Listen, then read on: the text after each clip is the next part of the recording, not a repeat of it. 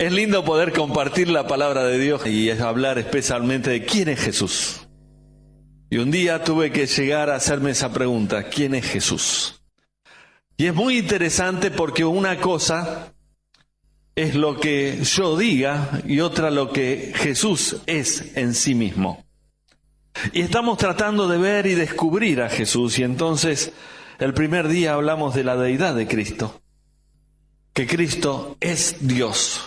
La palabra lo dice, el Padre lo dice, sus obras lo dicen, etcétera, etcétera. Mencionamos todo lo que tiene que ver con Cristo, que Él dice y es Dios. Pero ayer vimos los atributos de Cristo. Y vimos que realmente por sus atributos es Dios. Y que como es Dios y está en nosotros, nosotros tenemos una posición increíble. Pero hoy vamos a ver la autoridad que tiene Cristo como Dios. La autoridad que tiene Cristo como Dios. En Isaías 53 aparece en esta profecía en cuanto a Cristo dos palabras que me llaman la atención profundamente. Fíjense, por favor, refiriéndose a Cristo, la profecía, cómo y qué hacían con Cristo. Las dos primeras palabras del versículo 3. Despreciado y ¿qué? Desechado. Cristo despreciado y desechado. Vimos que Cristo era Dios. Vimos que tiene atributos, que es Dios. Y aún Dios dice despreciado. Le quito el precio. Le quito el valor. Decimos, eso fue en el tiempo de Isaías. No, Señor, es en el tiempo de hoy. Se utiliza a Dios. Cuando tengo un problema digo, ay, Dios mío. Y realmente estamos hablando de la deidad. De la deidad. Y utilizo a Dios como si fuera una goma de auxilio, un matafuego. En caso de necesidad, rompa el cristal, diga, ay Dios mío, y ese Dios que es tan poco creíble o tan ignorante, viene a auxiliar a una persona que no le obedece, no le respeta, lo desprecia, lo desecha, y Dios hace lo mismo. Y entonces vos tratás de ser fiel a Dios, decís, yo voy a hacer lo bueno, voy a hacer lo correcto, amo a Dios, y vos entonces Dios te premia a vos, y vos decidís ser malo, hacer lo que quieras, hacer lo que la carne te dicta, hacer lo que las personas hacen, y entonces Dios, como no sabe nada, a los dos los bendice de la misma manera porque te dijo, ay Dios mío, eso no es una deidad, eso es una gran injusticia. Un Dios que es santo, justo, no puede tratar a todos de la misma manera. Y saben que el hombre y la mujer decidió quitarle precio. Entonces Dios actúa cuando, ay Dios mío, y bueno, Dios a todo trata igual. No considero que Dios me está viendo en cada momento de mi vida. No. Dios reside en la iglesia. Ayer vimos que era omnipresente. No, ¿qué hacer omnipresente? Hacemos la gran Jonás. Lo encerramos en la iglesia. Lo desprecio. Eterno Dios, no. Dios murió en la cruz. Dios murió en la cruz y a mí me quedó el ejemplo del amor. Pero vivo, despreciado. Y si le quito el precio, le quito el valor, obviamente lo voy a desechar. Entonces yo paso a ser más grande que Dios. Y Dios pasa a ser mi creación. Lo utilizo. Saben que hay un pasaje en la Biblia fabuloso. Dice que un hombre corta un tronco, un árbol. Con una parte, dice, vamos a cocinar. Se hace un flor de guiso con un pedazo del árbol. Con la otra parte, dice, vamos a calentarnos, vamos a hacer un fueguito. Y con la otra parte, se talla un ídolo, se arrodilla y dice, mi Dios eres tú. Y decimos, soberana ignorancia, ¿no es cierto? Pero ¿sabes? Que a veces hay personas que le conviene creer en un Dios así. Le conviene creer en un Dios así, despreciado y desechado. Pero hoy vamos a ver rápidamente la autoridad que Cristo tiene. Y quiero que en tu corazón y en tu mente empieces a colocar a Cristo donde está. Coloques a Cristo en la altura que tiene. De tal forma que entiendas la gran persona que te acompaña en cada hecho de tu vida. La persona que te rescató, que te salvó, la persona que camina con vos, la persona que dice la Biblia que va adelante para que vos puedas saber dónde seguirlo. La Biblia dice que su mano está sobre nosotros, etcétera, etcétera. Te habla de que te rodea ese gran Cristo. Y alabado sea Dios que podemos hacer mediante la palabra de Dios que al terminar esta reunión vos tengas el concepto de Cristo que debes tener. Y yo no sé cuál es el concepto, pero te puedo asegurar que tenemos que caer de rodillas y decir, Cristo, eres Dios, eres mi Salvador, eres la persona que por más que me esfuerzo no llego a comprender toda tu grandeza y estás conmigo, me salvaste, me postro y sea alabado sea Dios. Él tiene autoridad, Él tiene autoridad. Y quiero decirte algo. Tiene tanta autoridad que el solo hecho que estemos vivos es pura misericordia de Dios. Pura misericordia. Por la grandeza de Cristo. Vamos a ver la autoridad. En primer lugar, la Biblia dice que Cristo tiene autoridad para ser adorado. La Biblia dice desde Génesis a Apocalipsis que solo a Dios adorarás. Que no podés postrarte delante de otro. Tanto es así que si ustedes estudian el libro de los Hechos van a encontrar que entraba Pedro y Juan al templo y de repente apareció uno que se postró delante de él y lo agarraron así de la solapa y le dijeron, arriba paisano, porque solo a Dios adorarás. Solo a Dios adorarás. Pero la Biblia habla de que a Cristo se le adoró. Y esto implica la autoridad que Cristo tenía como Dios. Vamos a ver en el libro de Mateo, y hoy vamos a ver muchos versículos en el libro de Mateo, porque en Mateo se presenta a Cristo como Rey. Es un concepto de la autoridad que tiene. Y fíjense en Mateo capítulo 2, versículo 11. 2:11. Este es el nacimiento de Cristo.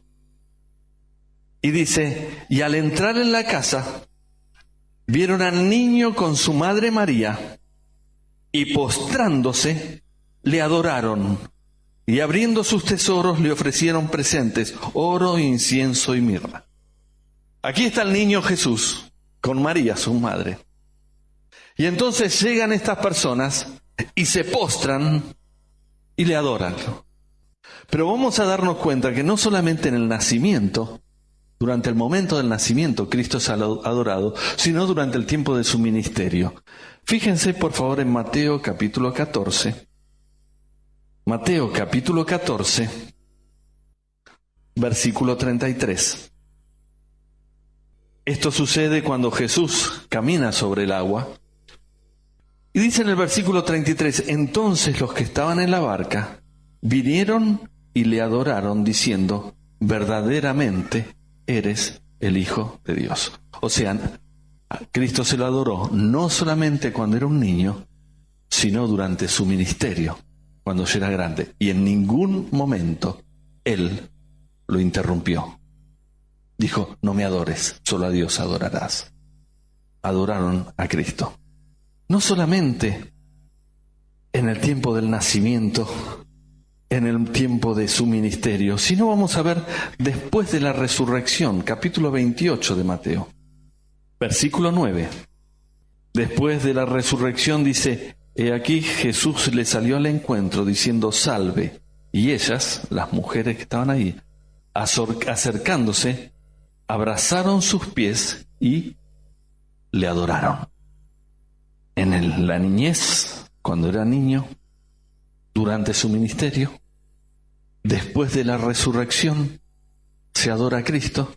Vamos a irnos a la eternidad. Capítulo 5 de Apocalipsis. Después vamos a volver a Mateo. Capítulo 5 de Apocalipsis. Versículos 12 y 13 dice, que decían a gran voz, el Cordero que fue inmolado es digno de tomar el poder. El Cordero es Cristo, ¿no? Es digno de tomar el poder, las riquezas, la sabiduría, la fortaleza, la honra, la gloria y la alabanza.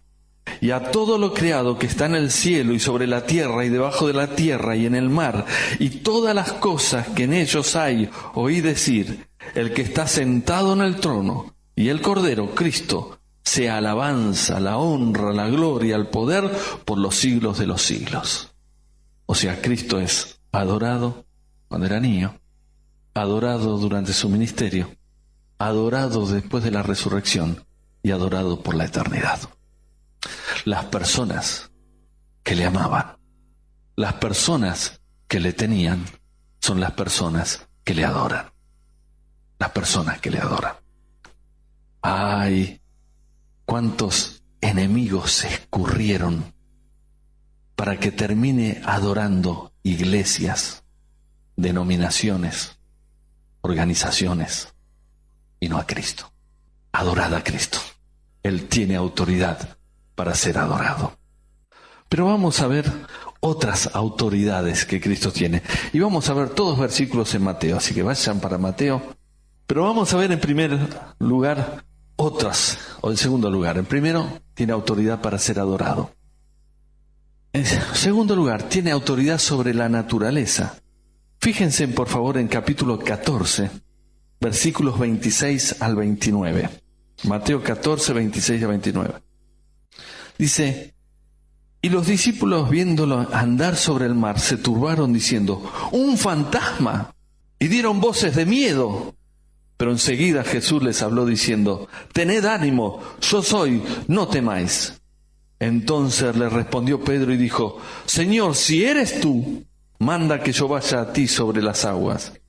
Y él dijo, ven, y descendiendo Pedro de la barca andaba sobre las aguas, pero para ir a Jesús.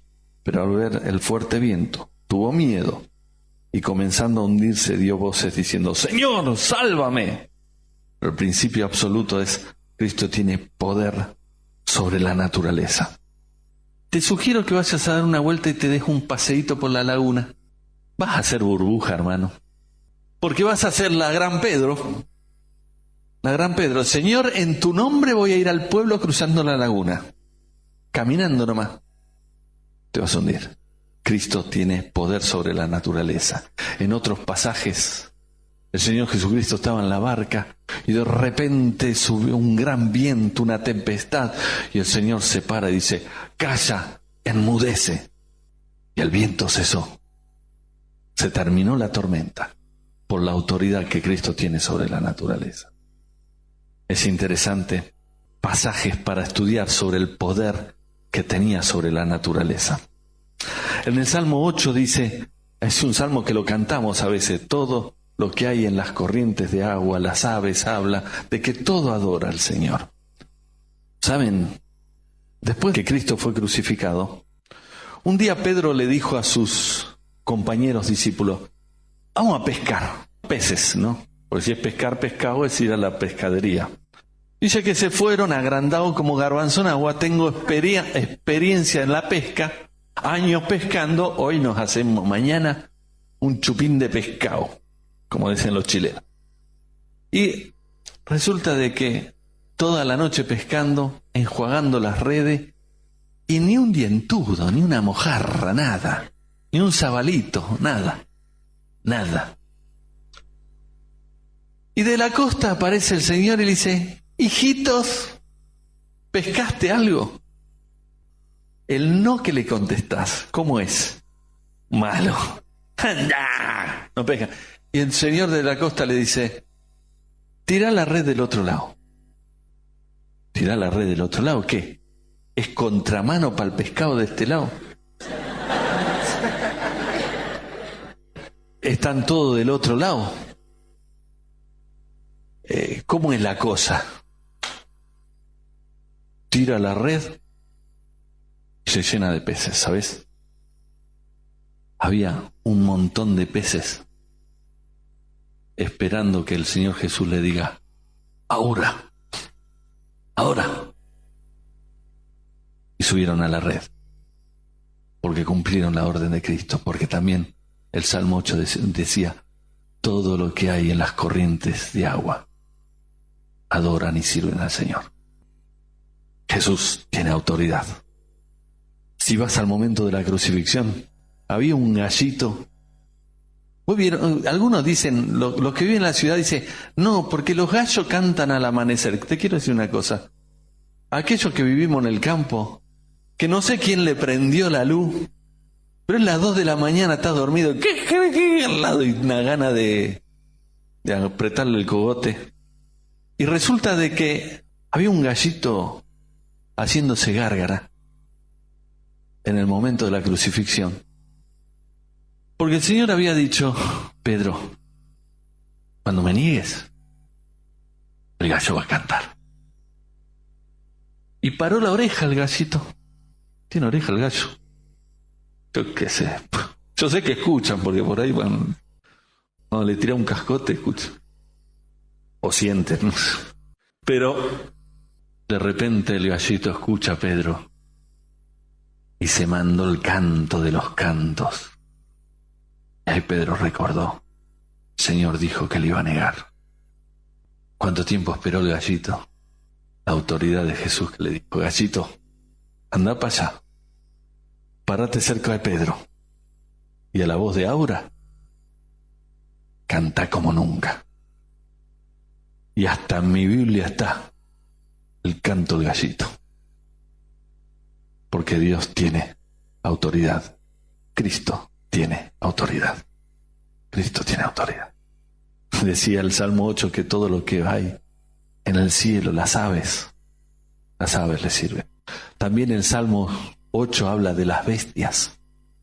Iban los discípulos entrando a Jerusalén. Y el Señor dijo, va a entrar el rey. Busquen un burro. Y quiero decirle que el rey entraba a caballo. Los siervos entraban en un pollino de asna, en un burro, en una cría de burro. Y dice, pero busquen un burro especial. Un burro que nunca haya sido montado. En ese voy a entrar. Ahora te quiero decir una cosa. Si hay un burro que nunca fue montado, trata de no subirte, ¿viste? Porque vas a entender lo que es la ley de gravedad. Porque todo lo que sube, baja. Pero el problema es cómo baja. Y peor si hay alboroto alrededor. Porque va a salir disparado el burro ese. Y sabes que el Señor Jesús se subió al pollino de asna, que nunca había sido montado. Y entró en el medio de un gran alboroto. Y tiraban palmas adelante diciendo, el Hijo de Dios, el Hijo de Dios. Y ahí veo al pollino de asna, tranquilito nomás, porque su Creador iba arriba. La autoridad de Jesús. El Salmo decía que toda bestia eran dominada por el Creador. Entonces, Él tiene poder sobre los elementos naturales. Tiene poder sobre las bestias, sobre los animales. Fíjense en algunos pasajes más. Acá cerquita del Mateo 13 vamos a ver. Versículo 41. Dice, enviará el Hijo del Hombre a sus ángeles y recogerán de su reino a todos los que sirven de tropiezo y los que hacen iniquidad. Pero fíjense en esta primera parte. Enviará el Hijo del Hombre a sus ángeles. O sea, aquí está hablando de la autoridad que Cristo tiene de ser quien domina sobre los ángeles. Él tiene autoridad sobre las fuerzas del cielo. Y la Biblia habla sobre esto en muchas oportunidades, sobre la autoridad que Cristo tiene. No te podemos quedarnos. Vamos a ver cómo tenía autoridad para sanar enfermos. Capítulo 4, versículo 23. Dice, y recorrió Jesús toda Galilea, enseñando en las sinagogas de ellos, predicando el evangelio del reino y sanando toda enfermedad y toda dolencia en el pueblo. Es la autoridad que Cristo tenía para sanar los enfermos. Fíjense en para resucitar muertos, capítulo 9, versículo 23. Al entrar Jesús en la casa del principal, viendo a los que tocaban flauta y la gente, se alborotó y les dijo: apartaos, porque la niña no está muerta, sino duerme. Y se burlaban de él. Pero cuando la gente había sido echada fuera, entró y tomó la mano de la niña, y ella se levantó. Y se difundió la fama de esto por toda aquella región. La hija de Jairo, en estos versículos, había muerto y habían empezado el velatorio con todas las características que tenía el velatorio en aquel entonces. Tocaban flauta, etcétera, algunas cosas que acá se mencionan. Y el Señor le dijo: salgan todos. La tomó de la mano, la levantó. Jesús, Dios, tenía autoridad para levantar muertos. Avanzamos un poquito más. Fíjense en capítulo 10, versículo 1. Entonces, llamando a sus 12 discípulos, le dio autoridad sobre los espíritus inmundos para que los echasen fuera y para sanar a toda enfermedad y toda dolencia. Jesús tenía autoridad para dar autoridad. Porque dice aquí que Él les dio autoridad. Ahora, quiero decirte una cosa. Vos únicamente vas a poder dar lo que tenés. Pero Jesús tenía autoridad para dar autoridad. Es interesante cómo la Biblia habla que Jesús tenía autoridad. Quiero hablar y ya ir terminando. Vamos al libro de Marcos. Marcos, capítulo 2. Y quiero hablar sobre una autoridad que por ser Dios, Cristo tiene. Y que no solamente tiene autoridad para ser adorado, autoridad para crear y sustentar otros pasajes que no vimos, que muestra su poder de diferentes formas como vimos hoy, sino vamos a ver una autoridad que Cristo tiene en capítulo 2 de Marcos.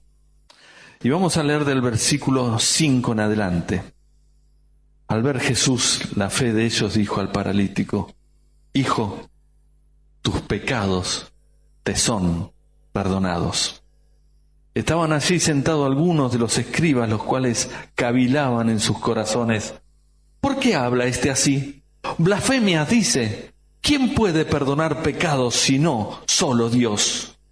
Y conociendo luego Jesús en su espíritu que cavilaban de esta manera, o sea que estaban diciendo que solo Dios puede perdonar pecados, de esta manera dentro de sí mismo le dijo: ¿por qué caviláis así en vuestros corazones? ¿Qué es más fácil decir al paralítico: tus pecados te son perdonados, o decirle: levántate, toma tu lecho y anda? Pues para que sepáis que el Hijo del Hombre, que el Hijo de Dios tiene potestad en la tierra para perdonar pecados, dijo al paralítico: a ti te digo, levántate, toma tu lecho y vete a tu casa. Cristo tiene autoridad para perdonar pecados. ¡Ah! ¡Qué autoridad gloriosa la de Cristo! Un día, el Dios el Padre, el Cristo, el Espíritu Santo, y como dije el otro, toda la eternidad, decidieron que Jesús venga, que se humille, como dice Filipenses capítulo 2, que nazca en un pesebre y que realmente viva una vida sin pecado, y que después de esa vida sin pecado sea crucificado. Y dice la Biblia que cargó en él el pecado de todos nosotros. Y a veces me habrán escuchado algunos que ya me escucharon en otro lugar. Quiero decirles algo. Si hay algo que la sociedad cuenta como una gran injusticia, el día que Jesús murió en la cruz. Pero quiero decirte algo. Fue el día que fue la justicia suprema. Porque un hombre que cargue mis pecados, tus pecados, tus pecados, tus pecados, tus pecados, que tenga en él el pecado de todos nosotros, es justo que muera. Justo que muera.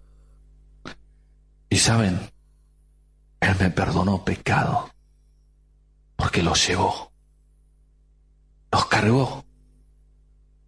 Y la paga del pecado era la muerte, y pagó el precio. Y él tiene autoridad para perdonar. Y saben que dice: justificado, fui declarado justo. Dice, y lo cantamos, Romanos 5, Justificados pues por la fe, tenemos paz para con Dios. ¿Por qué? Soy justificado porque entiendo que Cristo tiene poder para perdonar. Hay un himno que se cantaba: hay poder en el nombre de Cristo para perdonar lo peor. Hay poder en el nombre de Cristo para comenzar otra vez. Yo no sé el pozo del pecado en que estás metido, pero yo sé quién sí lo sabe. Y yo sé que el pozo puede ser profundo, pero el brazo de Cristo muy largo. Y te toma y te levanta, porque Cristo tiene poder para perdonar. Y el poder mayor para perdonar fue la cruz del Calvario, cuando Él cargó el pecado de todos nosotros. ¿Quién es Cristo para vos? Cristo. Cristo es el cadete que cumple órdenes. O Cristo es deidad. Cristo es grande. Cristo es sublime. Y a Él adoramos. Y porque me salvó, a Él sirvo. Porque es grandioso Cristo, no pequeño.